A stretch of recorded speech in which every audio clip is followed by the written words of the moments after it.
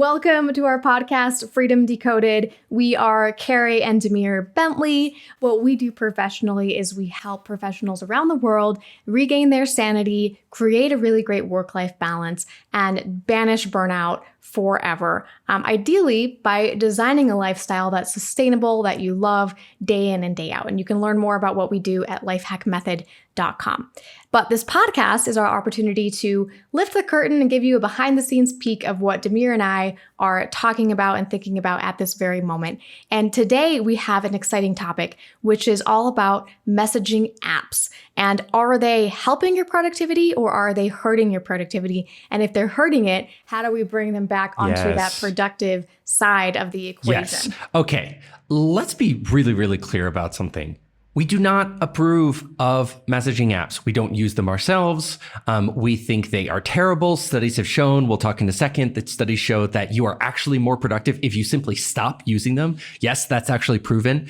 So this is not something that we approve of. So then why would we give people tips on how to handle it? Well, the truth is that some people are stuck. Some people are on teams that are managing their workflow through Slack and Teams and Workplace and other intra-team messaging platforms. So even though these are resoundingly negative for your productivity, and the second that you get rid of them, your teams will perform 1,000 times better, it's not always up to you. And sometimes, and so we're here to show you, maybe support you in reducing the negative impact of these things on your productivity. Right, exactly. And I think the genesis of this was when a client came to us, and we have many clients come to us and sort of proudly announce that they're on Slack and now they're going to onboard their whole team onto it. And can we please show them how to do that? Carey, why are you as doing if it's this somehow to me? That's as if it's somehow a foregone conclusion that anybody who uses Slack is automatically going to be more productive. And of course, we tell them like, hey, actually our recommendation is for you not to use Slack at all. And that's like they're shocked and yada yada. We'll explain why in a minute. But there are some teams where they're like, well, Demir and Carey, I have to, it's sort of expected in amongst my team that I use Slack. I do find it overwhelming, but I don't see a way that I can just tell my boss, hey, I'm not going to be on it anymore. Yeah, absolutely. In fact, just to back this up with a little bit of data, there's a software program called Rescue Time that runs on people's computers to show them whether they're being productive or not. And so they've got a ton of data. And interestingly, there was a huge Slack outage back in 2018. And what they observed was that actually during the time that Slack was completely off, people got more productive, not less. And just to be really clear about something, the number one attribute of a productivity tool is that when you use it, you are more productive. Right. So I just want to be very, very clear here. When I say that Slack is anti-productive, I am simply making a very, very simple assertion, which is that when you don't use it, you get more done. And when you do use it, you get less done. It is an anti-productivity tool. In fact, Vox even picked up the story and ran with it on an in-depth piece because there is an innate absurdity to us all using a productivity tool that makes us less productive. Right. I think this is so clear to us, but for some other people, especially managers, they might feel like, well, part of a big part of my job is actually responding to, say, questions from my team members, and getting them those answers quickly, either via email or via these messaging, apps. What I would say to that is, first of all, it's not just about the literal communication transfer that's happening. Yeah. First of all, that's suboptimal because that shouldn't have to happen at all, right? Like ideally, that team member has already received all the information they need to do their projects and they understand their priorities and they don't need to be coming to you with endless questions. But that's not different topic, a different time. The second issue is the distraction that each of those notifications creates. So you might think, oh, well, overall during my day, I'm only spending, say, 5 to 10% of my day actually on these messaging apps. That still leaves a lot of time for me to do my real work.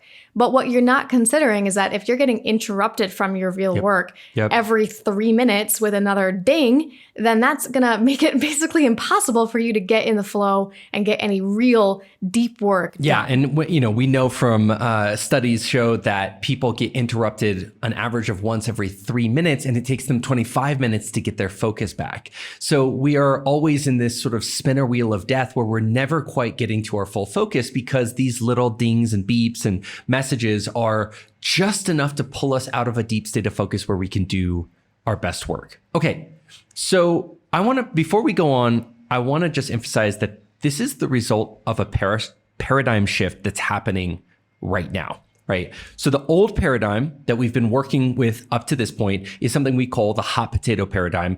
And it is put simply where you go into a meeting, you get new information, and then you come out of that meeting and it's your responsibility to pass the hot potato. So you were in the meeting, you have the information. Now you need to pass it to your team members, your clients, whoever might need it. And then once they receive it and work with it on their side, they need to pass it back. And so, so much of our work these days is work about work, meaning we've almost become accustomed, Carey, to this huge overhead of simply passing and shuffling the information around. And the weird thing is the more you pass and shuffle the information, although that's a positive thing, you actually create more confusion. Quick example, when you're passing around a version of a document, then you start to get emails about which version of the document is actually up to date right now, is the right version of the document. So then you get communication overhead just simply about the communication overhead. And so this is where we get collaboration and work about work, right? Where we're not actually moving the ball forward.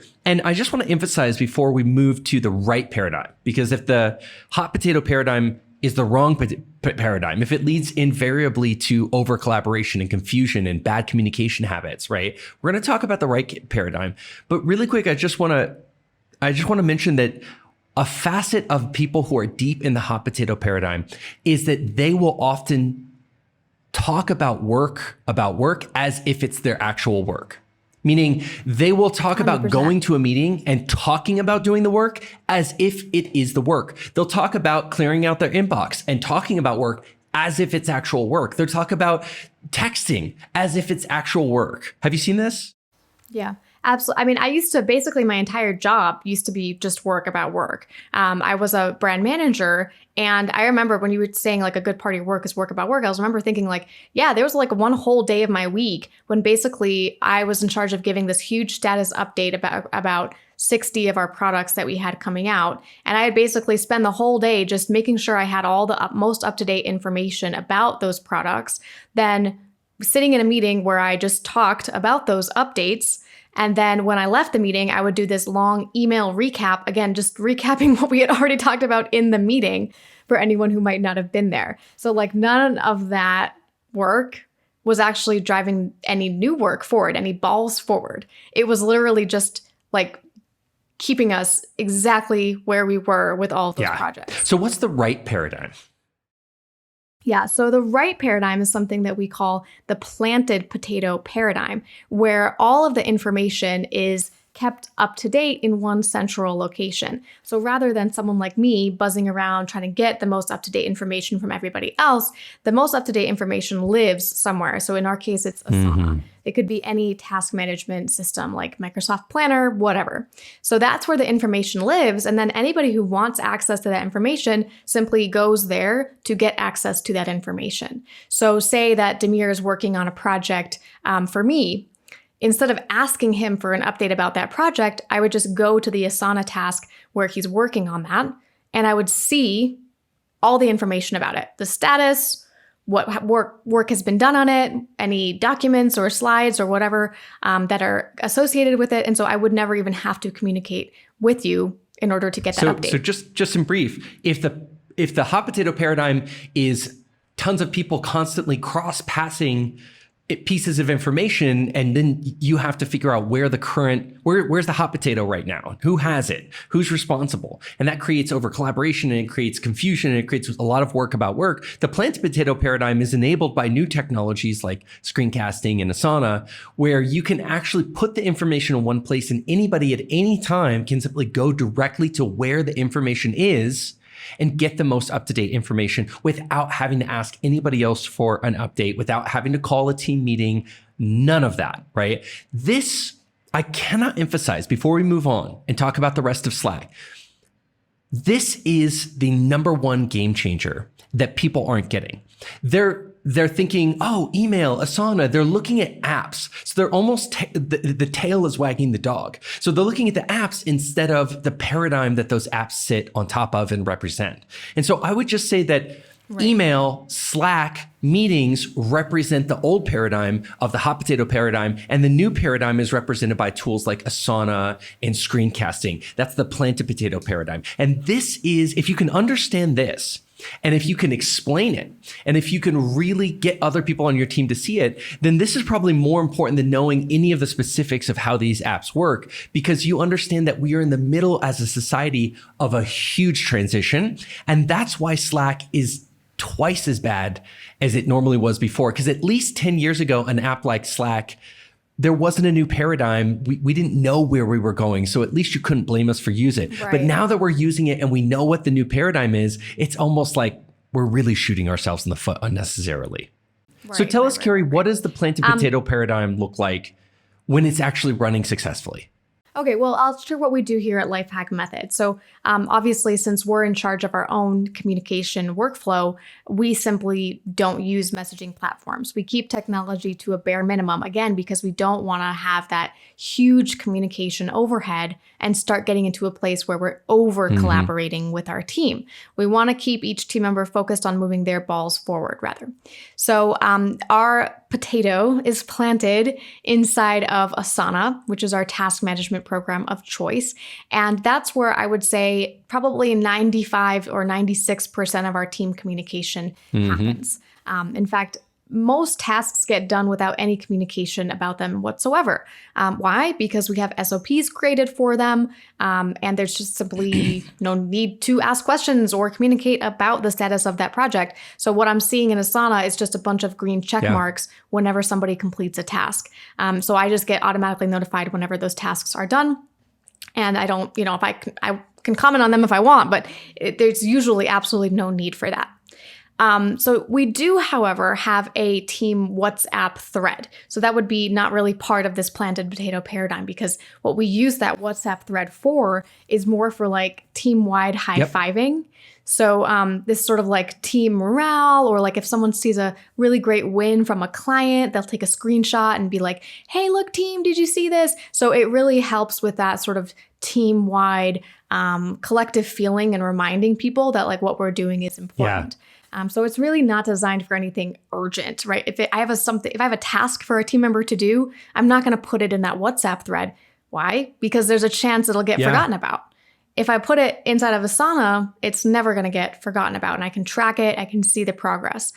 So that's really why we try to keep all the communication, again, within that planted potato paradigm, because the second you start expanding outside of that, you risk things getting lost. And I would say a pro tip here is make sure that whoever team members you have, that they have Asana on their phone and that they have the alerts and notifications turned on for Asana. What that means is that, and this happens a lot, is that Carey will actually send an urgent Asana task with the word urgent dash and then whatever is urgent. And I see it popping up on my phone. So there's no need to text, because she knows that on my phone, I'm going to get a pop-up that says urgent. And it's even going to be better because then I can click straight into it and I'm going to have all of the context and all of the chats and all of the documents. Everything I need is going to be right there. So again, really no reason. Now, an exception that proves the rule here, the right way to use an app like WhatsApp is simply call somebody.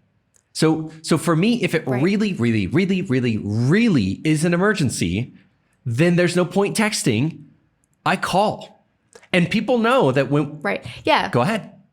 Well, I was going to say, because even if I assign an urgent task in Asana, what I mean by urgent is that I want it done probably in the next 24 hours. It's not like it needs to be done in the next hour. So I think a lot of people's definition of urgent is like, it has to be done literally right now. And for us, we make sure that we've created a workflow where a normal task that gets assigned has a due date of minimum 48 hours away. But if it's urgent, then it might be something that needs to happen, in less than that time. And I'll tell you what, if any of our team members sees another team member calling, we don't have to ask. We know that it's absolute an emergency. And this is something I just want to take a pause before we move over, Carey, to the next point. This is something that people just really get so wrong, and I don't get it. People will say, well, Demir, I sent you an urgent message. Why didn't you respond? It's like, well, I had my messages turned off so I could do deep work. Yeah, but you should be checking your messages because it's urgent. Well, why didn't you call me? Right. Just call me then. My phone was on. I've got a phone right here on the desk. Right. And if it was really, this is why, just to finish that thought. This is why I just want to finish that thought. Like, this is what blows my mind is like when people say, oh, it was an emergency. Well, how could it have been an emergency if you were not willing to call me on my phone? I just don't get it. Well, because people don't understand the difference now between synchronous and asynchronous communication. Yeah. See, you and I are crystal clear that any platform where the person does not definitively receive the message in the moment it was sent is asynchronous. Yeah. That includes emails. That includes messaging on any of these messaging platforms. The only thing it does not include is phone calls, right? Phone calls, are synchronous. Because if you call someone and you are literally talking to them, that is asynchronous conversation, and you know that the information has been transferred to that person. So I think a couple of years ago, we had this incident with a client where they got angry that we didn't respond to one of their emails fast. And I was literally like, yeah, so like, we're not slaves to our email. Yeah. You don't own our email. Like, you cannot expect a response on your timeline from my email. Yeah. So like, I think that you and I are really clear on this, but in a lot of companies, there's this culture that's pervasive where everybody is now just checking all platforms because they never know when something's going to be urgent.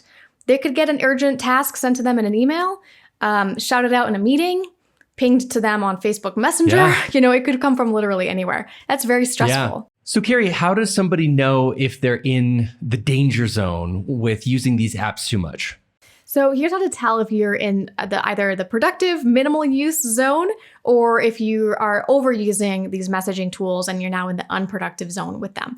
And there's two key measures to figure this out. One is the total volume of messages, both that you're sending and that you're receiving, and the percentage of messages that have a high level of urgency. So the first thing is like, what is the total volume of messages coming at you? If it's a large volume of messages, we're talking again, like, one every 3 minutes, something like that, then that's large. And you are most certainly in that unproductive zone because it's too hard to stay on top of all of those messages. So if you have the feeling like it's really, really hard for me to stay up to date and I'm feeling stressed, just think, making sure that I'm like up to date with my team, then you have moved into the unproductive zone. And then the second measure is the overall urgency of the messages. So if you're receiving messages that are truly emergencies or need to be dealt with urgently, like the same day you receive them, then you're forced to check all your messages across all platforms the moment they come in because you don't know which ones will be urgent. And this is taking a huge toll on your productivity. So those are sort of the two metrics that I use to make sure that I'm staying in the productive zone. Yeah, absolutely. Great. Should we talk tactics or is there more to discuss in that?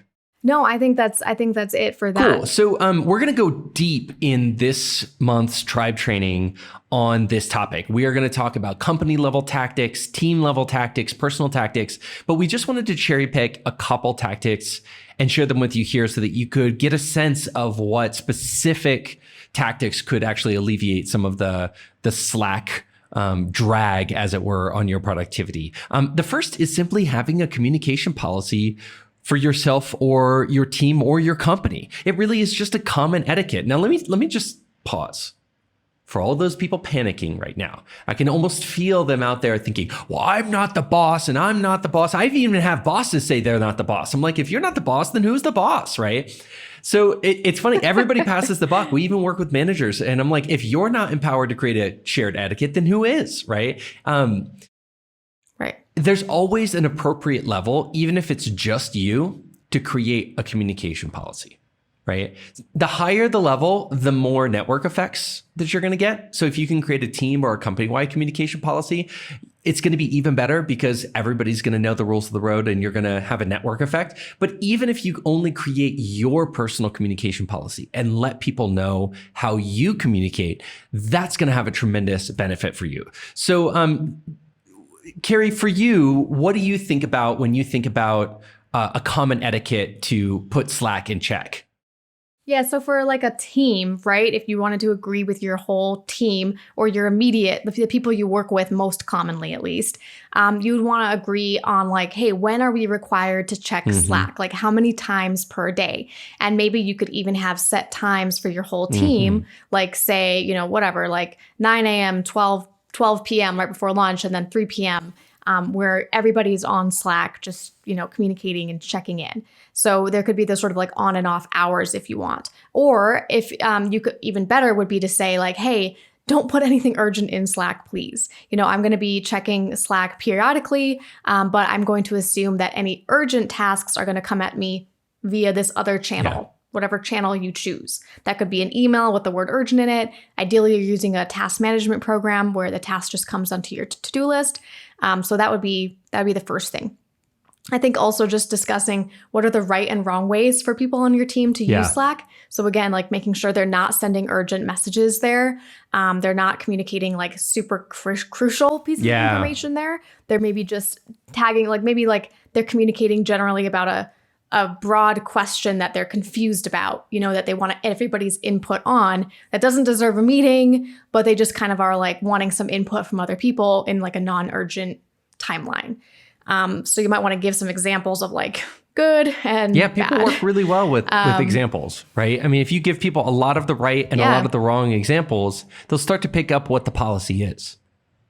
Totally. Yeah. It's almost like you train people in how to use it. And then also I would say making sure that there's specific channels for specific things. Ideally, the fewest number of channels possible. I know some teams get obsessed with just like organizing their channels with different, hashtags or something. This is not helpful. Like the most helpful thing is to reduce the overall number of channels that are there, so that, you can just have a lower number of channels to be checking. Yeah, absolutely.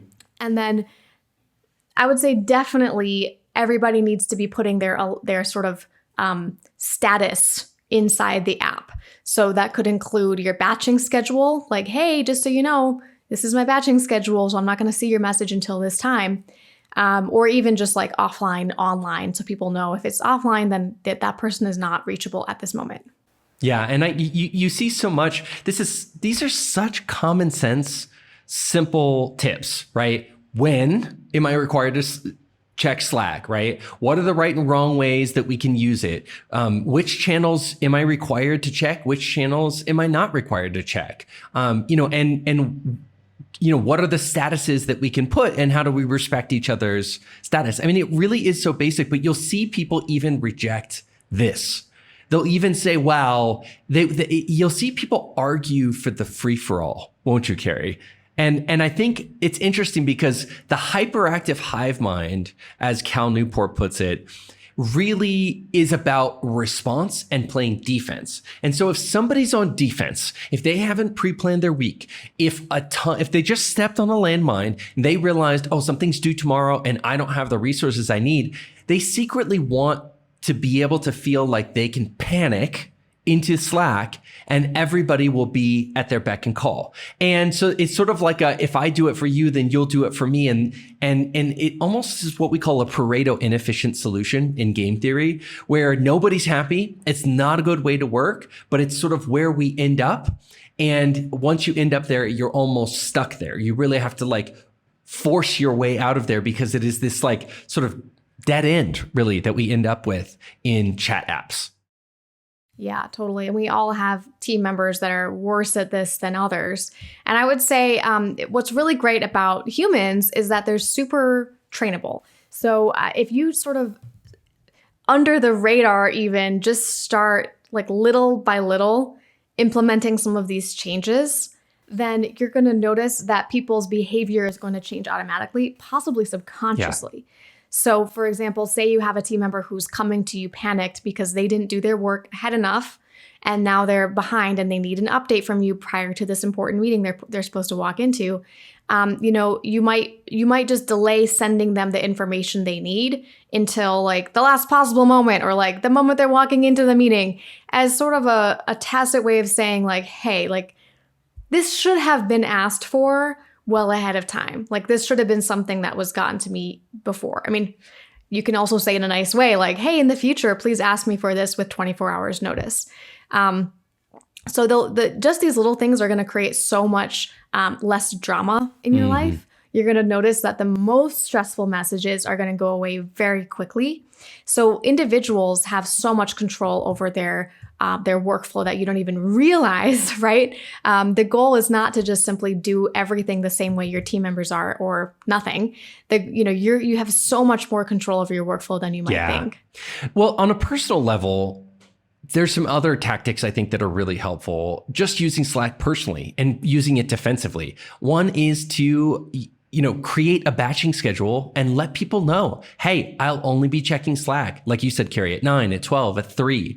I have my clients create a Slack autoresponder or auto reply that lets people know to contact you by phone if it's an emergency. I can't tell you how important that one small distinction is. If you can simply retrain people that if it is genuinely emergency and they need you right away, that Slack is the worst and wrong way to contact you. Pick up the phone and dial my number. If I'm on Do Not Disturb, call me 3 times to break through Do Not Disturb, right? I mean, at the end of the day, you can get me on the phone. And I think what people like, Carey, is they like the idea of like, I'm just going to toss it and run away from it. Again, the hot potato paradigm.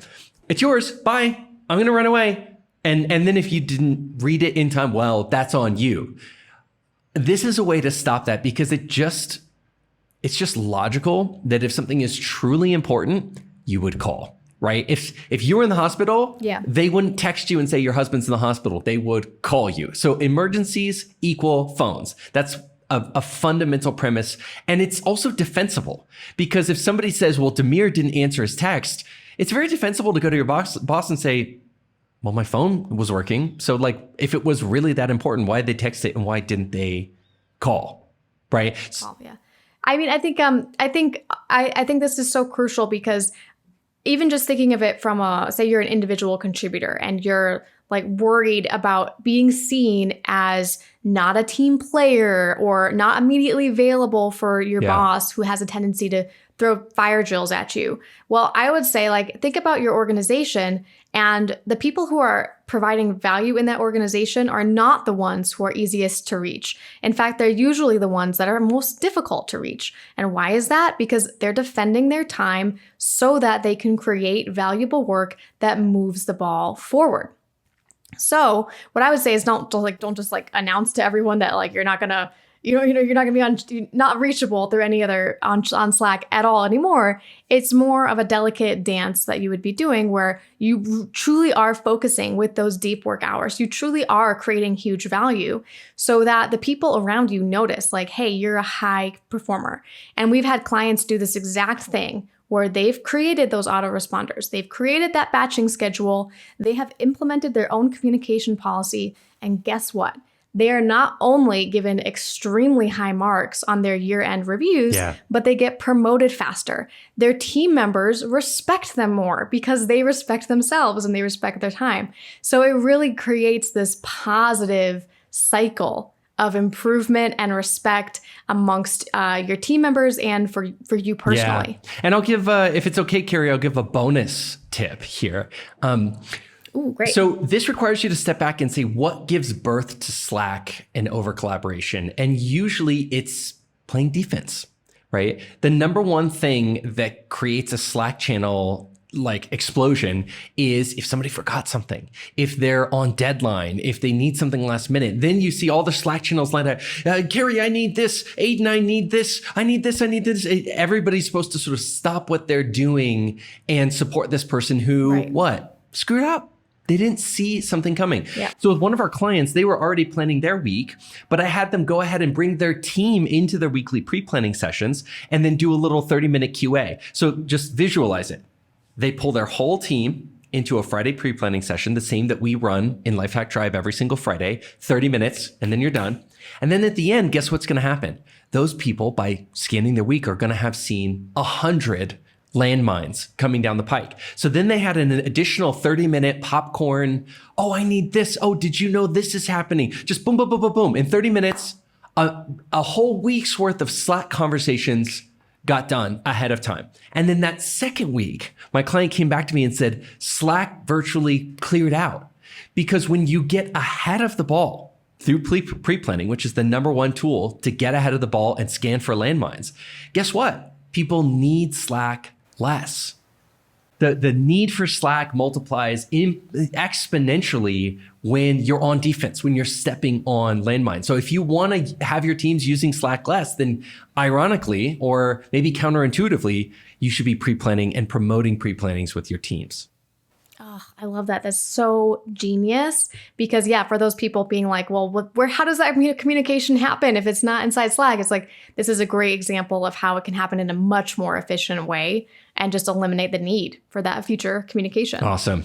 So what do you think, Carey? This feels pretty complete right now. And for people who want to dive deeper, they can come to our monthly training this month on how to use Slack and Teams effectively. Yes, awesome. Okay, great conversation. Thanks, everyone listening. We hope to see you at our next podcast.